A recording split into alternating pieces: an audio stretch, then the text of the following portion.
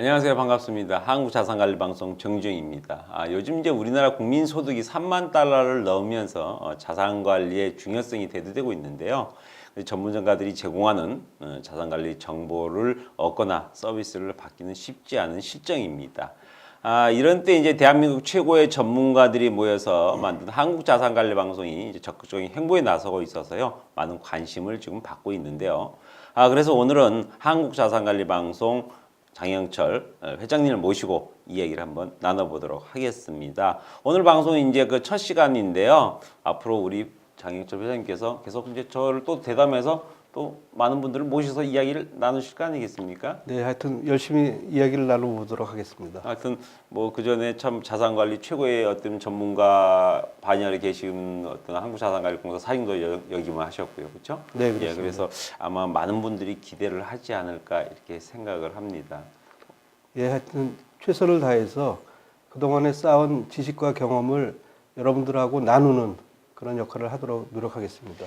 하여튼 오늘 뭐 소감 이제 첫 방송을 좀 해주셨는데 이제 본격적인 이야기 좀 앞서가지고요. 간략하게 이제 우리 시청자분들을 위해서 이제 우리 회장님 좀 소개를 좀 해주셔야 될 것 같은데요. 예, 저는 학교는 서울대 경영학과를 졸업했습니다. 그리고 행정고시를 거쳐서 기획재정부 등 행정부에서 30여 년을 근무하고 이후 한국자산관리공사에서 사장으로 3년을 역임을 했습니다. 이후에는 숭실대에서 학생들을 가르치는 역할을 하고 있습니다. 그럼 지금 학교에 지금 네, 숭실대학교에 지금 가지고 계신 거죠? 그렇습니다. 네. 네. 뭐 계속해서 하여튼 좀 얘기 나눠보도록 하겠는데 그 자산관리공사 사장을 이제 역임하셨다고 하셨는데요. 언제쯤 이렇게 역임하셨는지 그리고 또 뭐 좀 특별히 기억나는 일이 있으면 뭐 얘기해 주시죠. 제가 2010년부터 3년간 재직을 했고요. 제가 재직할 때 가장 인상 깊었던 일이 우리나라가 1997년도 IMF 외환 위기를 정리하기 위해서 금융부실 채권을 정리하기 위해서 부실 채권 정리 기금을 설치 운영을 했었습니다. 그 15년간에 걸쳐서 운영을 했는데 공적 자금 39조 원을 투입을 했는데 성과가 123%의 성과를 내서 다른 어떤 나라보다도 훨씬 더 월등한 성과를 낸 것이 기억이 납니다. 네네. 그리고 그 금융부실 채권을 정리하는 과정에서 다양한 기법을 활용을 해서 금융 선진화에 상당한 기여를 한 조직이다 이렇게 말씀을 드릴 수 있는데 그 최근 경제가 어려워지면서 자산을 지키기가 점점 어려운 측면이 있으니까 네네. 당시 그런 기법들 또 최신의 금융 기법들을 종합하여 자산 관리의 방향을 좀 잡아주는 역할을 했으면 좋겠다 이렇게 생각하고 있습니다. 네. 이제 우리 한국자산관리 방송이 이제 우리 개인들 자산관리 영역에 좀 이제 시금석이 될 수도 있을 것 같은데요. 자, 한국자산관리공사 사장을 역임하신 회장님께서 이제 최근에 이제 한국자산관리방송 대표로 취임하셨는데 많은 분들이 한국자산관리공사 그 사장을 하시다 보니까 또 한국자산관리방송 대표를 하시거든요. 그러다 보니까는 이게 뭐 똑같은 어떤 기관에서 운영하는 방송 아니냐, 뭐 좀 이런 오해가 있으신 것 같아요. 예, 약간 이름상으로 그럴 수도 있을 것 같다 이런 생각은 좀 들긴 하는데 자산 관리라는 용어가 워낙 일반화돼 갖고 그렇죠. 네. 그래서 그 자산관리공사가 굉장히 중요한 공기업이고 네.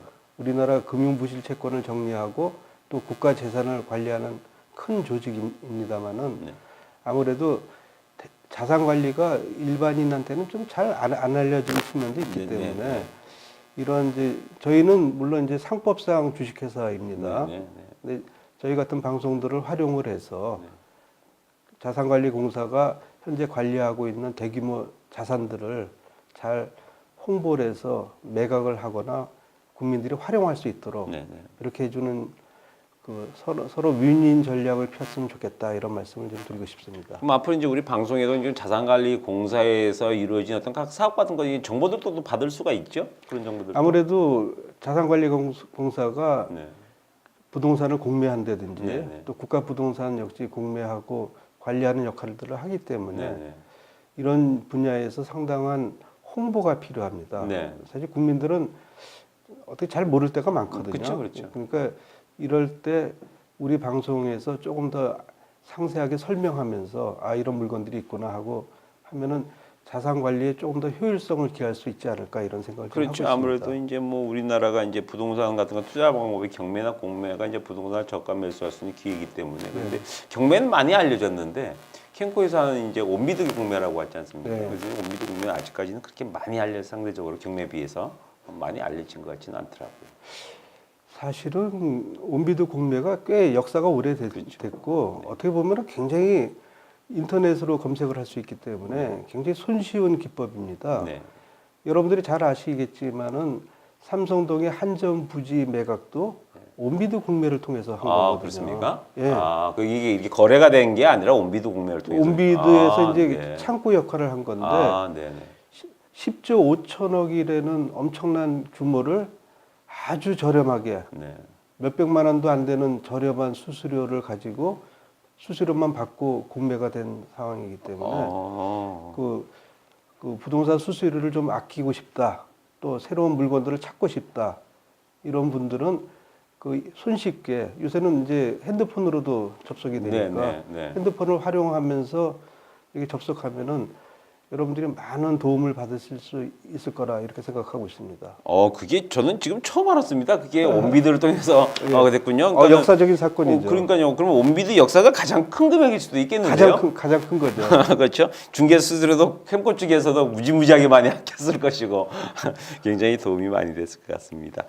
이제 제가 잠깐 앞에서 이야기를 했는데요. 우리나라 이제 국민 1인당 국내 총생산 이제 GDP가 3만 달러를 넘지 않습니까? 네. 이제 자산 관리 중요성을 이야기 안 할 수가 없는 이제 그 어떤 때가 됐는데요. 아직까지 우리나라가 자산 관리 선진국에 비하면 조금 이렇게 떨어진 이렇게 좀 체계적이 못한 걸로 좀 이렇게 보이는데 회장님은 어떻게 생각하십니까? 근데 그럴 수밖에 없는 게 사실 우리나라가 경제 발전이 1960년도부터 본격적으로 시작됐다고 볼 수 있거든요. 어떻게 보면은 그 60년 만에 국민소득 1인당 국민소득 100달러 수준에서 100달러도 채 못 됐죠, 사실은. 지금 3만 달러로 이렇게 최빈국에서 그래도 3만 달러 이상이면 사실은 선진국에 거의 진입을 한 거거든요.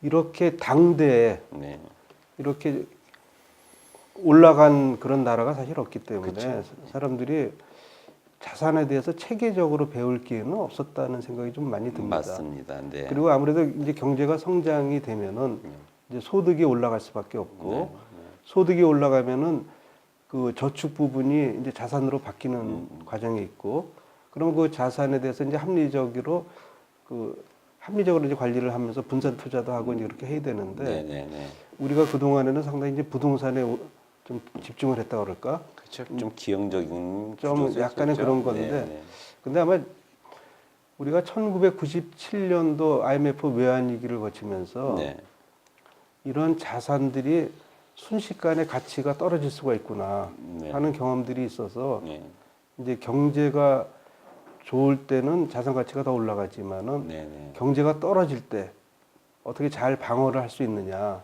이런데 자산 관리에 초점이 맞춰져야 되지 않을까 이런 생각을 좀 하고 있습니다. 그러니까 이제 개인적인 생각이지만 지금 이제 정부에서 이제 우리나라 가계 자산 구조가 이제 기형적 구조다 보니까 자꾸만 이제 이게 부동산 자산의 부실화가 됐을 때 큰 영향이 있으니까 자꾸 요즘 정부도 이제 뭐 규제를 하고 그러는 것 같은데 분명히 시기적으로는 우리나라의 가계 자산이 이제 선진국 구조 사실 이제 변화돼야 되는데 정보가 사실 그게 많지 않지 않습니까? 그렇죠.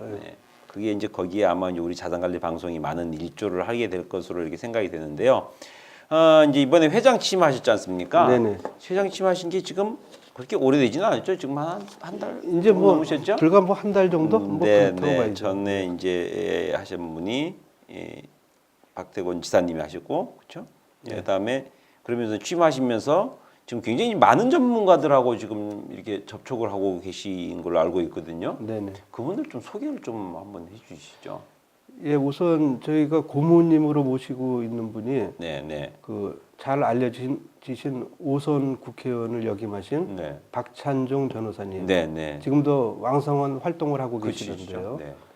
그 우리가 정치인으로 알려져 있지만 사실 이분이 서울대 경제학과를 나오신 경제 전문가시고 또 공인회계사 자격증도 회계사 회장도 하시고 했다고 그러더라고요. 그러니까 굉장히 그 경제적인 식견도 가지고 계신 분이기 때문에 그 정치와 경제가 그 연결이 되는 그런 역할에서 어드바이스를 많이 해주실 거라고 생각이 듭니다. 그렇군요. 그리고 예. 그다음에 이제 법무법인 산후 네. 임정혁 대표 변호사님께서는 대검 차장과 법무연수원장을 하신 검찰의 아주 핵심적인 요직을 거치신 분이기 이번에 때문에 뭐 특검 안 되셨지만 마지막 특검까지 올라가셨던 분이지 않습니까? 예, 그렇죠. 뭐 이 정도 경력을 가진 분들이 또 이렇게 고문으로 참여해 주신 거는 네, 참 네. 감사한 일이라고 저는 생각을 하고 네, 있고요. 네. 또 이제 전에 그 충남도지사 국회의원을 역임하셨던 박태권 지사님, 네. 그다음에 그 KB증권 사장과 NH증권 사장, 네. 또 사장 2개를 더 하셔서 총 증권회사 사장을 4개나 하셨던 네. 정의동 사장님, 네. 또 MBC와 SBS 그 콘텐츠 사장을 역임하신 네, 네. 박종 사장님, 유명한 PD님이신데 네, 네. 아무래도 방송이니까 이런 분들의 역할이 또 굉장히 크기 그렇겠죠. 때문에 네. 이 외에도 이제 이름을 밝히지는 않겠습니다만은 우리가 자산의 영역이 다양하기 때문에 그 우리가 보통 유형의 자산만 생각을 하는데 무형 자산도 굉장히 많거든요. 그렇죠. 뭐 건강도 자산인데요. 예, 건강도 자산이고 또 이제 그 건강 100세라고 해서 네. 자산이 이제 그 자산을 어떻게 나이가 들면서 자산을 어떻게 효율적으로 관리하느냐 이게 또 상당히 관심이 되기 때문에 이런 시니어들의 자산 관리 문제 네. 그다음에 또 우리나라가 삼면이 해안선이기 때문에 네, 그렇죠. 해안선하고 연결돼서 부가가치를 창출할 수 있는 관리 그러려면은 해안선에 연결돼 있는 지방자치단체하고의 특별한 연결 관계 네, 네. 이런 등등 다양한 분야에 그 관심을 두고 있고 네. 또 하나 강조드리고 싶은 거는 이 자산이라는 개념이 횡적으로 서로 연결되어 있는 것 같습니다. 네. 그래서 우리가 문화예술이나 관광 이런 쪽을 얘기를 할 때도 사실은 자산이 밑바탕이 되는 거죠. 그렇죠, 그렇죠. 어떻게 보면 문화예술도 공연장이 있어야 되는데 공연장도 큰 자산이고 관광의 경우는 호텔이 역시 중요한 역할을 하는 것이고 그래서 이런 일들을 총괄하는 결국 그런 것들이 문화예술 관광을 전반적으로 진흥하는 역할 네. 그런 것들이 자산을 효율적으로 관리하는 데서 출발할 수 있다 이런 생각을 좀 하기 때문에 네. 다양한 분야의 전문가들이 참여를 해주셨으면 좋겠다 이런 말씀을 드리겠습니다. 뭐 지금 계신 분들만으로도 뭐 진짜 참 우리나라에 내노라 하는 어떻게 보면은 그 완전 이제 오피니언 리더들이신 분들이 지금 참여해 주셔서 이제 많은 분들이 한국자산관리방송이 이제 유튜브 방송을 시작을 하니까 이제 이런 많은 개인들이 하는 개인 방송 같은 개념은 사실 아니지 않습니까? 저희들이 이제 그래도 어느 정도 일각의 각계각층의 진짜 전문가 중에 전문가분들이 이제 참여하는 방송인데, 근데 이게 사실 방송 갖고만은 안 될 것 같고, 방송에는 좀 다양한 사업들이 좀 있을 것 같아요. 그런 어떤 사업들이 지금 이제 좀 계획이 돼 있습니까? 아무래도 이제 이 방송이 공영방송처럼 정규적으로 이렇게 편성하는 것은 아닌 유튜브 방송이기 때문에 약간 시간적, 공간적 제약은 좀 있을 것 같습니다. 그래서 이 또 방송에 대해서 방송보다는 이제 활자 매체를 선호하시는 분도 있을 수가 있어서 그렇죠. 그래서 이제 부동산 저널을 개편한 자산관리 저널 이거를 이제 매체로 발간을 할 계획이 있고 그다음에 다양한 이제 교육이라든지 하여튼 지식 나눔 사업 등을 통해서 널리 확산해 나갈 그런 생각을 가지고 있는 거죠. 하여튼 뭐 온라인만이 말고도 이제 오프라인까지도 포괄을 해가지고 이제 다양한 이제 활동이 이제 계획되어 있는 것 같습니다. 자, 이제 한국자산관리 방송이 이제 본격적인 활동이 이제 앞으로는 뭐 굉장히 많은 영역에서 이제 이렇게 보여지는데요. 시작대로 보여지는데 이제 향후 계획이나 뭐 좀 나갈 방향 뭐 이런 것들이 이제 좀 많이 계실 것 같은데. 아까도 말씀드렸습니다만은 자산의 가치를 어떻게 지키는 것인가 이것이 굉장히 중요한 과제가 아닌가 생각이 되고 특히 중산층의 경우 집 한 채만 가지고 있으신 분들이 상당히 많은데 우리나라가 이런 이제 집 한 채 가격이 변동함에 따라서 자산의 가치가 확확 달라질 수가 있거든요. 맞습니다. 그런데 사실은 그 자산을 취득하기 위해서 지금 가계부채가 거의 국민 총생산 규모 정도의 가계부채를 지금 안고 있는데 이런 자산과 부채가 서로 잘 대응할 수 있는 방향을 설정해 주는 것. 네. 이것이 굉장히 중요하다고 생각합니다. 근데 경제가 좋을 때는 네. 사실은 어떤 일을 해도 사실 자산 가치는 올라가기 때문에 굉장히 순조롭게 관리가 될 수 있겠지만은 경제가 어려워지고 자칫 잘못하면 이거 위기가 다시 오는 거 아니냐 이런 생각을 모든 사람이 하게 될 때는 이 자산 가치가 떨어지는 상황이 벌어질 때 그때 어떻게 효율적으로 관리할 거냐. 그래서 저희들 그 많은 전문가들이 서로 연구를 하면서 네. 이 경제의 흐름을 좀 잘 관찰을 했으면 좋겠다. 그리고 정부의 경제 정책 방향에 따라서 또 영향을 많이 받고 어떻게 보면 또 정치적인 흐름에 따라서도 영향을 많이 받을 그렇겠죠. 수가 네, 있기 아무래도. 때문에 네, 네. 이러한 종합적인 상황을 자산 관리에서 판단할 수 있도록 네. 그런 걸 길잡이 역할을 좀 했으면 좋겠다 이렇게 생각을 하고 있습니다. 하여튼 뭐 등대 같은 이렇게 프로 이제 방송이 좀 되길 바라고요. 이제 오늘은 제가 지금 사실은 MC를 보고 있지만 이제 앞으로 이제 그 오늘 나오신 이제 장익철 회장님께서도 직접 이제 그 우리 전명 인사들을 모시고 방송 프로그램을 진행하실 것 같은데요. 뭐 그런 프로그램들이 사실 이렇게 유튜브에는 많지는 않습니다. 네. 그러다 보니까 아무래도 이제 저희가 역량 있는 좀 방송 내실 있는 방송이 될 것 같은데 어떤 프로그램으로 이제 진행이 되는 건지 어떻게 되는 건지 좀 소개 좀 간략하게 먼저 좀 해주시죠. 그 경기의 흐름을 잘 봐야 되지 않을까 이런 생각이 드는데 네. 경기의 흐름을 보려면은 네. 소위 말해서 시사 경제, 네. 거시 경제적인 차원에서 이 경제가 어떻게 흘러가고 있는 건가. 근데 거시 경제에 영향을 주는 요인들은 상당히 많거든요. 네. 근데 정치적인 영향도 사실은 상당히 크다고 볼 수 네. 있고, 그 다음에 어떤 우리나라의 구조적인 이슈긴 하겠습니다만은 저출산 고령화 문제라든지 네. 그런 등등이 경제에 다양한 영향을 주고 미래 우리나라가 어떻게 바뀔 건지를 예견하면서 자산 관리를 해야 될 필요가 있다고 생각합니다. 그래서 그런 분야의 전문가들을 모시고 하나하나 풀어나가는 그런 역할을 하도록 하겠습니다.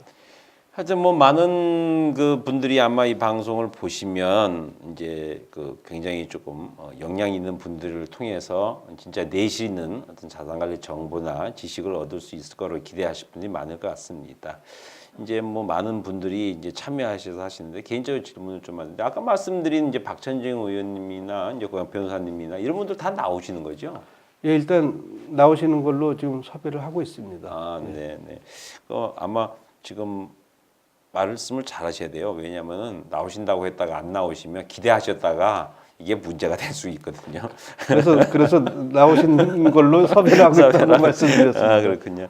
참 요즘 경기 어렵다고도 참 많이들 하고 계십니다. 그래서 이럴 때일수록 이제 개인 자산 관리들이 이제 굉장히 중요성이 좀 대두되고 있는데요. 새로 시작되는 자산 관리 방송이 아마 이 같은 개인 자산 관리의 내비게이션 같은 역할을 하지 않을까 이렇게 생각이 됩니다. 더욱 이제 한국자산관리공사 사장을 역임하신 우리나라 최고의 뭐 자산관리 전문가라고 할 수 있겠죠. 예, 장익철 회장님께서 또 자산관리 방송의 대표를 또 이번에 취임하셔서 많은 분들이 더 많은 기대를 갖지 않을까 이렇게 생각을 합니다. 앞으로도 한국자산관리 방송에 많은 기대와 격려를 좀 부탁드리면서요. 오늘 첫 방송은 여기서 마치도록 하겠습니다. 회장님 오늘 나오시느라 수고하셨습니다. 감사합니다.